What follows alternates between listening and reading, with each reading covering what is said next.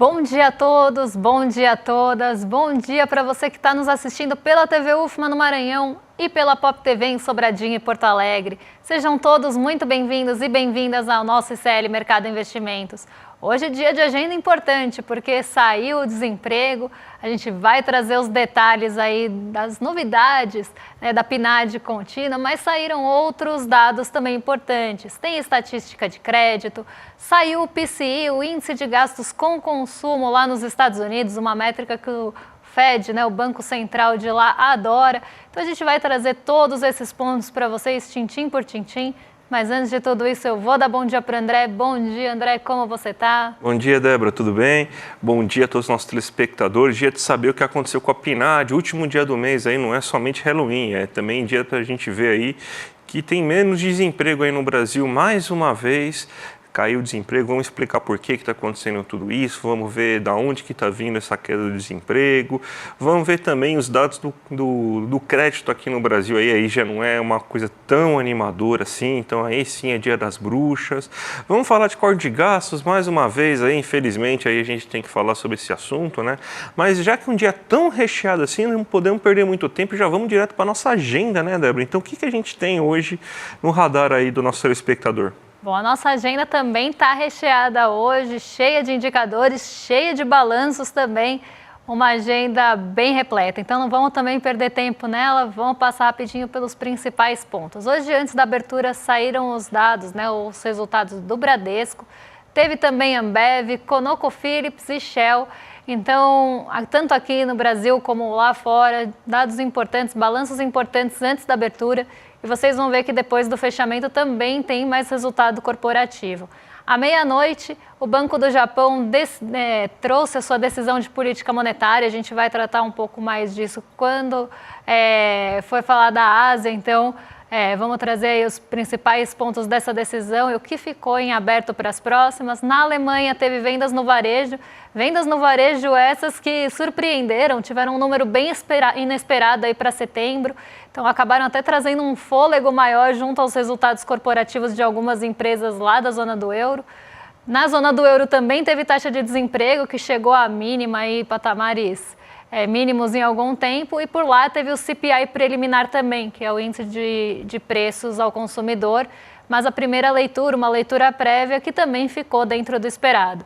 O setor público consolidado de outubro saiu às 8h30 e às 9 horas aqui no Brasil, até se puderem passar a página, às 9 horas a gente teve a PNAD contínua do trimestre encerrado em setembro. Ela é medida dessa forma, então ela traz dados trimestrais até certo mês.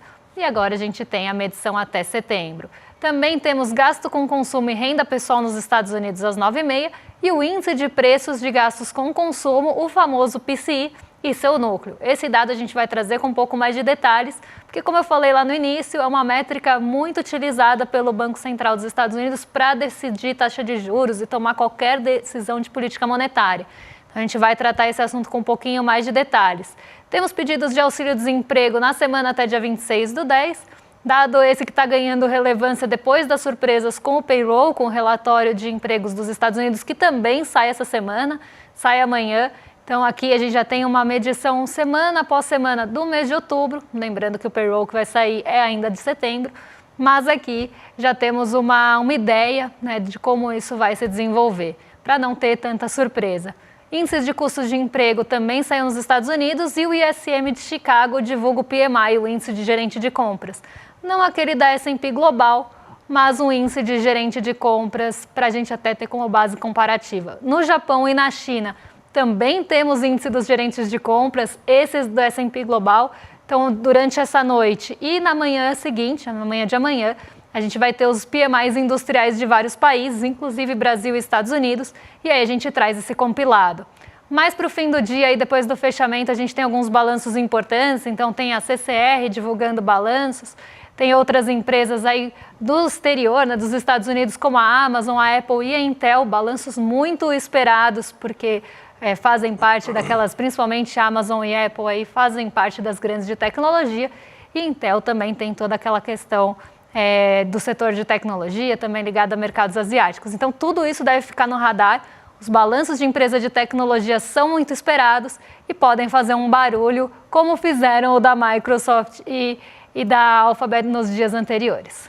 Vamos então agora para a nossa abertura de mercado aí, tem a notícia que a gente sugere todo dia para vocês aí, para vocês já saberem o que pode acontecer, o que está no radar, o que já aconteceu, né? E vamos começar com a Ásia, porque ontem os Estados Unidos fecharam no negativo, tem essa questão da eleição lá, que acontece terça-feira, se eu não me engano, né? Então vai ter eleição na terça-feira, já está rodando lá, aquele maravilhoso sistema eleitoral que você tem aí por correio, né? Então, esse sistema moderno eleitoral lá, mas já tem eleição lá. E aí tem essa questão aí de que não está bem apertado, então tem muita incerteza sobre o que vai acontecer no futuro dos Estados Unidos. Isso aí está afetando os mercados norte-americanos e a gente sabe aí que muito mercado asiático é muito sensível ao que acontece nos Estados Unidos, né, Débora? Exatamente. Então, essa reta final, né, da corrida presidencial dos Estados Unidos está pressionando de uma forma geral, porque como não tem nada definido, as pesquisas lá estão muito apertadas, tanto ali, dependendo da margem, para a Kamala Harris ou para o Donald Trump, tem essa incerteza geral. E essa incerteza em relação à eleição dos Estados Unidos acaba trazendo incerteza também para os mercados de juros. Então, a gente tem um mundo olhando para essa decisão, não só pelos rumos ali da presidência dos Estados Unidos, mas do lado de mercado financeiro, olhando para as treasuries. Porque caso tenha uma vitória do Donald Trump, isso pode pressionar, sim, as treasuries por questões inflacionárias e até por governos anteriores dele, esse histórico de pressões inflacionárias. Então, o mercado está preocupado com isso. E no caso da eleição de Kamala Harris, dela não ter a maioria do Senado, que também poderia trazer ali algumas dificuldades para emplacar alguns projetos, enfim. Então, o mercado está ali com essa indefinição e isso está pressionando o mercado de juros. Além disso, eu pus o Nikkei 225 aqui não à toa, porque o Nikkei 225 é o principal índice acionário do Japão e ele caiu nessa manhã. Ele caiu 0,5% durante a madrugada, então fechou em queda. O movimento não foi único na Ásia, mas foi majoritariamente negativo. A maioria das bolsas foi para o terreno negativo hoje. E o Nikkei 225 é um bom exemplo disso, porque por lá a gente viu na agenda, teve decisão de política monetária. E o presidente do Banco do Japão, o Kazuo Ueda, apesar de ter mantido as taxas de juros inalteradas por lá, não teve mudança nas taxas de juros, ele deixou em aberto a possibilidade de aumento dos juros japoneses. Então, até me causa muita estranheza isso, porque o Japão ele tem historicamente taxas de juros negativas, vem aumentando sua taxa de juros e deixou em aberto mais uma vez, mesmo deixando a taxa em manutenção dessa vez, para as próximas reuniões, uma possibilidade de aumento nos juros japoneses. Isso acabou causando tanto aquele sentimento de diminuição do apetite pelo risco, então as bolsas acabaram caindo por isso, e porque o iene se fortaleceu frente ao dólar. Se você tem uma expectativa de que a taxa de juros vai subir num país, normalmente recurso é atraído para aquele país, e aí a moeda se fortalece, o dólar enfraquece. Diante desse cenário, como a maioria das empresas do Nikkei 225 são exportadoras, o iene desfavorecido, né? O iene, valorizado e o real desvalorizado, o iene valorizado e o dólar desvalorizado, isso acaba causando um cenário não tão favorável para essas exportadoras. Então, queda na bolsa japonesa por isso, mas não pela decisão de política monetária em si, mas por essa sinalização do Kazuo Ueda de poder subir a taxa de juros nas próximas reuniões, o que me causa certo espanto aí falar isso do Japão. A gente estava tão acostumado com taxa de juros negativa do Japão, daí eles subindo a taxa de juros agora. Novos tempos, né? Vamos agora falar do Brasilzão, que saiu os dados da PNAD, a grande estrela do dia, né? Quem diria? Mais uma vez, a gente tem bons dados do mercado de trabalho. Você tem que agora a desocupação, ou seja, a taxa de desemprego no trimestre encerrado em setembro agora está em 6,4%. É o segundo menor desemprego já registrado desde o começo da série histórica da PNAD, lá em 2012, quando a PNAD começou a ser a forma de medir o desemprego aqui no Brasil. A subutilização caiu mais uma vez também, a gente tem uma subutilização agora de 15,7%. E a gente mostrou alguns gráficos aqui para mostrar aqui para vocês aí tudo que está acontecendo, né? Então, vamos para o primeiro gráfico agora, que é a variação mensal da taxa de desemprego. A gente vê que desde que o final da pandemia, quando você estava lá em 2012, 2022 com 11,2%, a gente tem sim uma queda na taxa de desemprego. Ela até foi bem acelerada, porque muita parte desse desemprego aí ocorreu por causa da pandemia. E também lembrar que 2022 foi um ano aí que o Paulo Guedes ele não foi Paulo Guedes, né? Ele deixou aumentar o gasto público justamente aí para tentar fazer o Bolsonaro ganhar a eleição. Isso fez aí com que você tivesse uma queda bem acelerada aí da taxa de desemprego, saindo de 11,2 para 8. Mas desde então a gente vê que tem uma tendência de queda. Sempre tem esses 3 meses que aumenta o desemprego, né? Justamente porque são o fim das vagas temporárias, então todo começo de ano, esses 3 primeiros meses, você tem aumento do desemprego, mas tirando esses períodos curtos, aí o resto é sempre de baixo. A gente está chegando agora em 6,4%, né? O Banco Central não deve estar gostando muito disso, porque ele deve estar achando que a gente está acima do desemprego que não causa inflação, né? Existe até um nome para isso, né? O Nairu, né?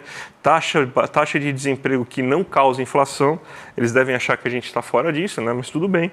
Mas para o resto daí do brasileiro está muito bom, que o desemprego está muito baixo. E lembrando que desemprego baixo significa melhores condições de trabalho, mais poder de barganha para você negociar seu salário, o patrão não vai ter tanta confiança para te demitir e colocar uma outra pessoa no lugar, porque não tem tanta pessoa na praça. Então, muito bom esse dado. A gente tem outros dados também que a gente colocou aqui, principalmente aí na questão do desemprego aí por tipo de categoria. Na verdade, ocupação por tipo de categoria, né?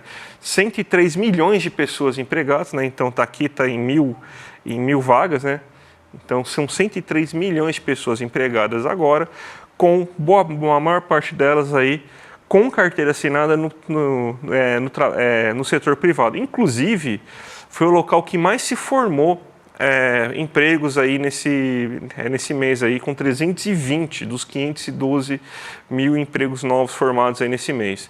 14 milhões de pessoas estão no setor privado também, mas sem carteira assinada. A gente tem aí que tem 4,5 milhões de trabalhadores domésticos sem carteira assinada ainda, então um setor que precisa formalizar muito, ó. 1,3 milhões de trabalhadores domésticos com carteira assinada.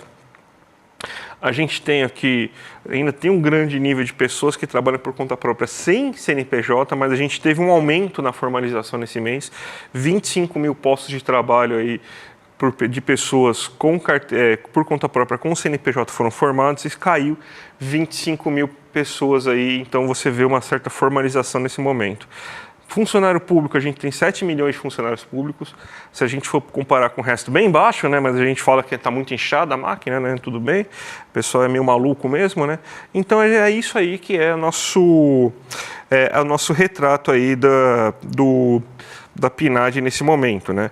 E bem interessante a gente ver aí que... também tem o rendimento mensal, perdão, gente. Vamos ver também o rendimento mensal, que teve uma leve queda, mas muito por causa de fatores estatísticos, né? Boa parte. A gente agora tem que a renda total está em 3.132 aí, do trabalhador do setor privado está em 2.794, melhor para quem tem carteira assinada, 3.000 contra 2022. Se a gente for pegar o funcionário público estatutário, 5.800 mil. Do empregador, ou seja, daquela pessoa que tem uma empresa lá e tira o Prolabore, está em 8.000. A pessoa que trabalha por conta própria com carteira assinada, com CNPJ, 4.500, o famoso PJ, 100, está 1.970. Então a gente vê aí que teve essa leve queda, mas ainda continua com uma renda aí bem semelhante com o que a gente teve do mês anterior, ou seja, renda aumentando ainda, não teve um aumento de renda nesse mês, mas desemprego baixo, a situação econômica do país muito bem, setor urbano muito aquecido, diferente do ano passado, que era o setor agrícola que estava aquecido. Tudo isso explica aí essa boa formação de emprego aí no mercado de trabalho, e dessa vez teve uma boa qualidade na formação de emprego, né? Mais pessoas com carteira assinada do que sem carteira assinada no setor privado. Você teve a formação de pessoas aí que trabalham por conta própria, mais com CNPJ, então queda de pessoas sem CNPJ. Um bom resultado, né, Débora? Exatamente. E o setor urbano está aquecido, diferente do ano passado, né? Até ponto que o André trouxe, mas tem gente querendo estrangular o setor urbano com taxas de juros mais altas, o que pode sim aumentar o desemprego e trazer consequências para essa renda real que a gente está vendo também aqui na tela. Então, ponto aí de atenção. E agora a gente vai trazer uma notícia não tão boa, né? Dia das Bruxas, a gente separou uma notícia que saiu ontem, não deu tempo de falar para vocês, ficou para hoje e a bruxa está solta, pessoal, porque a taxa de juros do rotativo subiu de novo do mês passado para esse, já chega a 438% na média, juros bem assustadores para esse Dia das Bruxas, para dar um susto na gente mesmo, lembrando que isso é a média, porque tem muita taxa acima disso, tem abaixo também, mas tem muita taxa ali na esfera dos 1000%. Então vamos ver aí quais são os grandes vilões do endividamento e do crédito brasileiro nesse mês de setembro, dados aí do Banco Central. O cheque especial, aquele recurso emergencial da conta, então quando a gente usa ali a conta de forma emergencial, fica no negativo e entra no cheque especial. A gente tem uma taxa ao ano de 137,1% na média.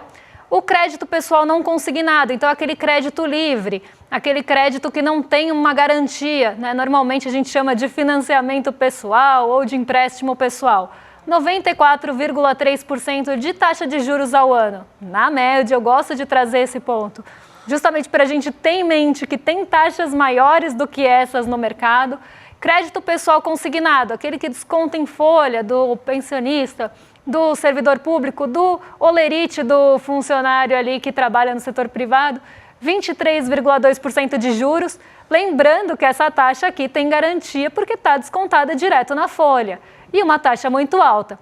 Aquisição de veículos, 25,5% ao ano, também uma taxa elevada para um bem ali que fica em garantia do empréstimo. E agora a gente chega nos vilões, junto aí ao cheque especial, eu diria, as taxas que mais assustam nesse dia 31 de outubro. Cartão de crédito rotativo com taxa de 438,4% ao ano. Lembrando que essa é uma média anualizada para poder comparar com as outras, porque o rotativo é aquela modalidade que você não consegue ficar mais de um mês. Se você entrar um mês no rotativo, então você pagar o mínimo da fatura ou pagar ali um valor parcial da fatura e rolar para o mês seguinte, o restante da dívida, você não pode fazer isso no mês seguinte novamente. Você vai ter que entrar em outra forma de parcelamento, que normalmente é o cartão de crédito parcelado. Então, primeiro você paga ali uma taxa equivalente a um mês de 438,4. Aqui ela está anualizada, mas você vai pagar ao mês. Depois, quando você tiver que ter uma alternativa a isso, tiver que rolar a sua dívida ali, parcelar a sua dívida, ela vai entrar nessa bagatela aqui de 185,8 ao ano. E aí não é de se espantar, porque no outro ponto, na outra coluna, a gente tem a inadimplência, e eu quero chamar a atenção para um ponto aqui, que é justamente esse crescimento de 11,5 pontos percentuais no crédito rotativo. Então, ele subiu e subiu bastante. O crédito parcelado e o cheque especial também tiveram altas bem relevantes, né? Altas de um mês para o outro aí na taxa de juros bastante grandes, mas a gente tem aí a inadimplência, que era o ponto que eu queria chamar a atenção, o cartão de crédito rotativo com 54,5% de inadimplência. Então, mais da metade dos brasileiros que entram no rotativo do cartão não conseguem pagar. Por mais que tenha tido uma variação de um mês para o outro, uma variação pequenininha, quem entra mais da metade dos brasileiros que entram nessa modalidade de crédito não conseguem pagar. E não é porque o brasileiro é caloteiro, não. Porque tem muita gente que fala isso. É porque o brasileiro não consegue pagar. A gente está falando aqui na média de 438, mas vamos pegar aqueles exemplos que a taxa é 1000%. Vocês acham mesmo que essa dívida é pagável? Que ela não vai virar uma bola de neve e vai se tornar impagável no médio prazo? Às vezes até no curto prazo, nem precisa de médio prazo nesse caso. Então, né, eu gosto sempre de chamar a atenção porque não faltam vídeos na internet falando que essas taxas são altas porque o brasileiro é inadimplente. Mas é justamente ao contrário. A gente tem uma centralização de bancos, e agora estão saindo os resultados dos grandes bancos, daqui a pouco a gente vai trazer para vocês. A gente tem uma concentração bancária enorme no Brasil. E com isso, um dos fatores que vem junto são essas taxas de juros aqui exorbitantes e assustadoras, que não precisa nem de fantasia, elas já estão assustando por si só. E a gente tem também quase 12% no cartão de crédito de inadimplência, e 13% no cheque especial, que são as maiores taxas. Então aqui a gente vê, né, tem essa dúvida que normalmente fica na cabeça das pessoas, mas não é porque o brasileiro é inadimplente que as taxas são altas, é o contrário. Né? O brasileiro é inadimplente porque as taxas ficam impagáveis. E enquanto eu estiver aqui, eu vou bater nessa tecla, porque todo dia, toda vez que sai alguma estatística de crédito, eu sou impactada por um vídeo chamando brasileiro de caloteiro, e eu não concordo com isso, eu acho que é justamente o contrário. Vamos falar agora, Débora, do nosso assunto preferido. Ah, meu Deus, é hoje, finalmente aí vão decidir, pelo visto aí, a questão aí dos cortes de gastos, né? Vai ter reunião hoje aí para falar sobre isso. Casa Civil, Fazenda, Planejamento, Simone Tebet vão lá hoje aí definir, e você tem uma pressão gigante que está ocorrendo, né? A gente falou, inclusive o nosso vídeo viralizou aí, muita gente discutindo lá, né, da questão aí se o governo Lula é neoliberal ou não. Eu já queria aqui até falar assim, ó, eu não acredito que o governo Lula seja neoliberal, porque se fosse só isso, né, somente uma questão aí de você pensar em austeridade, corte de gastos aí, e esquecer, por exemplo, que o governo Lula tem política industrial ativa, você tem um BNDES ativo. Então, se fosse assim tão fácil definir um governo como neoliberal, assim, só porque está tendo uma política aí de corte de gastos que não é do governo, mas é o Ministério da Fazenda tentando forçar um pouco isso, seria mais difícil, seria mais fácil você fazer isso. Se a gente for pegar assim, parece que o governo Lula é uma continuação do governo Temer. Não, gente, calma lá, primeiro ponto. Segundo ponto, sim, a gente está tendo aí esses cortes de gastos, está tendo esse anúncio aí de corte de gastos que vai ocorrer, mas a pressão é gigantesca, porque a grande mídia está pedindo, os bancos estão pedindo, está tendo aí uma grande pressão via câmbio, porque você ouve lá como uma naturalidade absurda, né? Ah, o mercado está ansioso, não gostou aí que está demorando para anunciar corte de gasto, então o dólar está subindo por causa disso. Gente, onde já se viu um negócio desses? Tipo, é uma pressão muito forte que está vindo. A gente sabe do peso do que o mercado financeiro tem, a gente sabe que as condições políticas mudaram completamente também em relação a isso, justamente aí porque hoje é o Centrão, é o Congresso que tem muito mais força do que você tinha em outros momentos. Então você tem uma série de coisas aí que acabam atrapalhando aí. Mas sim, o Haddad e a Tebet estão loucos para fazer esses acenos aí ao mercado financeiro. Então eles compram muito aí, é nosso papel aí de realmente criticar. E vamos ver como que vai sair, né? Porque por enquanto a gente vê o seguinte, que tem várias sinalizações de que a Tebet falando que não vai cortar nenhum direito. Você vê o Marinho lá, que é o ministro do Trabalho, falando que se mexer no seguro-desemprego não vai ser com ele lá porque ele vai pedir demissão, mas vamos ver qual que vai ser o resultado aí desse corte de gasto, né, Débora? Exatamente. Eu até estava comentando com o André ontem, né? Porque esses dias que eu estava apresentando o programa de casa, eu deixei a TV na minha casa, enquanto eu não estava no programa, ligada em alguns veículos de notícia. Então eu ia transitando entre alguns veículos de notícia ao longo da manhã. E eu vi, né, algumas pessoas comentando sobre o corte de gastos, e aí o ponto era o seguinte, ninguém vê, né, as pessoas não veem a hora de que tem esse anúncio do corte de gastos, com uma pressão midiática mesmo dos veículos de comunicação para que sejam divulgados esses cortes de gastos e o detalhamento desse pacote de austeridade ou de corte de gastos.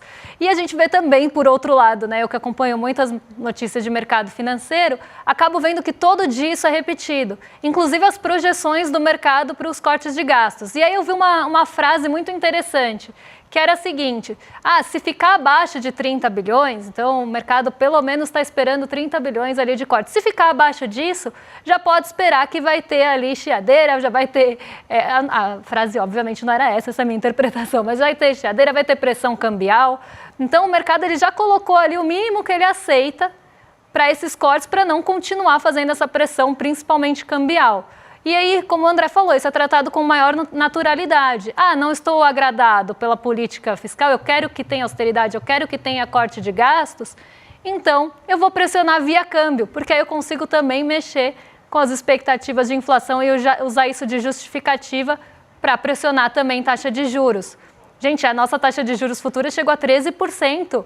Não tão distante da gente, foi durante as minhas férias, e não está tão longe disso agora não. Então o mercado está pressionando sim, e não é pouco, Inclusive, o Haddad ontem falou sobre forçação boba, né? Ele falou, o mercado está fazendo uma forçação boba em cima do fiscal, porque eu estou comprometido com o arcabouço, ele vai acontecer. Mas o que, assim, me causa bastante até chateação, e eu acho que esse é o motivo de crítica aqui que a gente tem que ter, né? É que, sim, tem algumas posturas aí que a gente não gostaria de ver nesse governo, como corte de gastos, principalmente estourando para o lado mais fraco da corda, que é normalmente onde a pressão do mercado atua.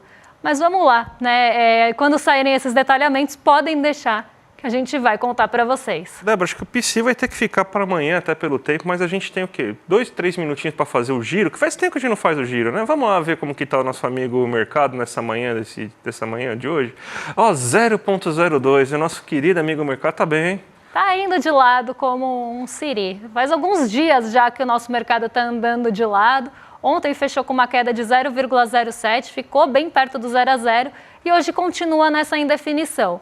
E por que continua nessa indefinição? Bom, vamos lá, porque eu vou ter que falar do PCI para explicar o movimento de mercado hoje, mas eu vou falar bem brevemente. O índice de gastos com consumo pessoal, como eu já adiantei, ele é um dos principais pontos que o Banco Central dos Estados Unidos gosta de olhar para a decisão de política monetária. Ele está desacelerando, ele teve uma desaceleração no último ano e teve, inclusive, alguma desaceleração do mês passado para cá, só que algumas métricas, como o núcleo, aquele que exclui os preços mais voláteis, ele teve uma pequena alta em relação ao mês passado e ficou ligeiramente, 0,01, acima das projeções, mas já foi suficiente para trazer uma dúvida do próximo corte de juros lá nos Estados Unidos. Então, as treasuries elas voltaram a pressionar hoje, elas já estão bem pressionadas por conta das eleições e por outros motivos de indefinição, principalmente na política monetária. Então, como se tem essa dúvida, não se sabe se vai cortar juros na próxima reunião do FONC, a taxa de juros futura, né, que a gente mede pelas treasuries, que são os rendimentos dos títulos de dívida dos Estados Unidos, acabam pressionados. E, por mais que a gente tenha uma expectativa majoritária de corte de 0,25 ponto percentual, 96% de probabilidade de corte, 4% de manutenção, mas ainda assim, essa dúvida pairando está fazendo com que as taxas de juros subam. E tem toda uma pressão e correção nos mercados ali nova-iorquinos. Então, a Nasdaq cai hoje, o S&P cai hoje e a Nasdaq tem um ponto a mais aqui, um ponto adicional. A gente teve alguns balanços saindo ontem, como o Microsoft, a gente teve da Alphabet também aí nessa semana, e eles acabaram frustrando um pouco. Então, a Nasdaq está preocupada, está em queda aí, por conta dos balanços que saem no fim do dia hoje. Então, já se preparando também para receber esses balanços. O dólar, ele está subindo, e aqui não precisa nem falar, porque eu acho que a gente já explicou bastante desse movimento de dólar. Ele está sendo muito pressionado por conta dessa expectativa e dessa pressão que o mercado está fazendo mesmo no mercado cambial e no mercado de juros. Então, agora, os juros futuros para 32 estão em média em 12,85 ao ano. O petróleo está em alta, mas uma alta de 0,47, uma alta moderada, não suficiente para sustentar a alta de Bovespa, diante de um cenário de treasuries pressionando e um cenário aí de juros aqui também pressionando. Débora, hoje vai ser aquele evento que vai entrar para a história do ICL, aí, porque todo mundo sabe a importância que tem o Pepe Mujica para a história da esquerda latino-americana. E a gente vai ter a estreia mundial do documentário Conversas com Pepe Mujica. Vai ser imperdível hoje, 8 horas da noite. Se não se inscreveu ainda, se inscreve, iclmercado.com.br. Vai ser imperdível, gente, imperdível. É difícil falar do Pepe Mujica aí, toda a importância dele, o Fusquinha Azul, é uma figura maravilhosa, né? Então, vamos lembrar assim e ver a trajetória dele aí num evento exclusivo? Vamos aí hoje aí, às 8 horas da noite, tá certo, gente? Então se inscreve aqui, iclmercado.com.br, já clica no sininho, 8 horas da noite o YouTube te avisa aí para você já ficar ligado, tá certo? Hoje é dia das bruxas, é dia do Saci e é dia de conversas com o Pepe Mujica. Então, imperdível, vamos prestigiar esse documentário que está incrível, eu tenho certeza. E agora também é dia de rolê ICL na sequência, com a Roberta Garcia e o Guga Noblar. Então, vocês estão em mais que excelente companhia. E amanhã a gente volta, eu trago mais detalhes do índice de gastos aí com consumo para vocês, que eu fiquei devendo. Não quero pagar juros de 438%. Então, amanhã a gente traz para vocês. Então, Até lá, pessoal. Um beijão. Até amanhã, gente. Tchau, tchau. Chegou o grande dia! E aí, quem é que tá na expectativa aí? É hoje que a gente vai ter a estreia mundial do documentário baseado nesse livro do Fabiano Restivo, chamado Conversas com Pepe Mujica. A estreia vai ser às 8 horas da noite aqui no ICL, numa exibição única e sem replay. Ele vai ficar disponível na plataforma de membros do ICL, mas hoje à noite é aberto para todo mundo assistir. Se você está inscrito ou inscrita, 1 hora antes da exibição, ou seja, 1 hora antes das 8, você vai receber no e-mail que você cadastrou ou no grupo de WhatsApp o link para poder entrar na sala de espera ali para assistir o filme. Um abraço e até lá!